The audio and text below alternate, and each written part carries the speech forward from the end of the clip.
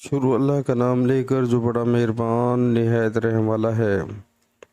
नेकी ये ही नहीं कि तुम मशरिक़ या मग़रिब को किबला समझकर उनकी तरफ मुँह कर लो, बल्कि नेकी ये है कि लोग खुदा पर और रोज़े आखिरत पर और फरिश्तों पर और खुदा की किताब पर और पैगंबरों पर ईमान लाएं, और माल बावजूद अजीज़ रखने के रिश्तेदारों और यतीमों और मोहताजों और मुसाफिरों और मांगने वालों को दें, और गर्दनों के छुड़ाने में खर्च करें, और नमाज पढ़ें और ज़कात दें, और जब अहद कर लें तो इसको पूरा करें, और सख्ती और तकलीफ़ में और मार्का कारज़ार के वक्त साबित कदम रहें। यही लोग हैं जो ईमान में सच्चे हैं, और यही हैं जो खुदा से डरने वाले हैं। सुभान अल्लाह।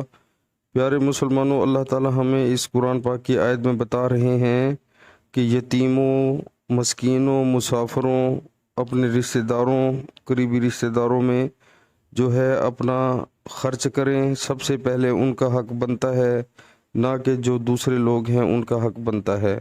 तो प्यारे मुसलमानों, अगर हम इस आयत के मुताबिक अगर हम सही तरीके से अपने करीबी रिश्तेदारों को उनका हिस्सा दें, यानी कि ज़कात और खैरात जो निकालते हैं, तो इंशाल्लाह पूरी दुनिया में कोई जो मुसलमान है वो गरीब नहीं रहेगा, ना ही वो परेशान होगा। तो प्यारे मुसलमानों, इस चीज़ के बारे में ज़रूर सोचें।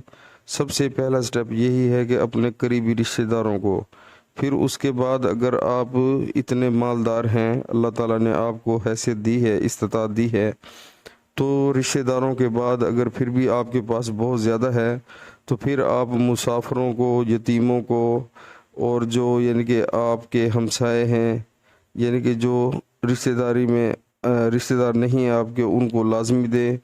तो इंशाल्लाह हाथ का दिया हुआ काम आएगा, जो रोज़े क़यामत वाले दिन हमारे सामने आएगा। अमल करें, इंशाल्लाह बहुत फ़ायदा होगा। अस्सलाम वालेकुम।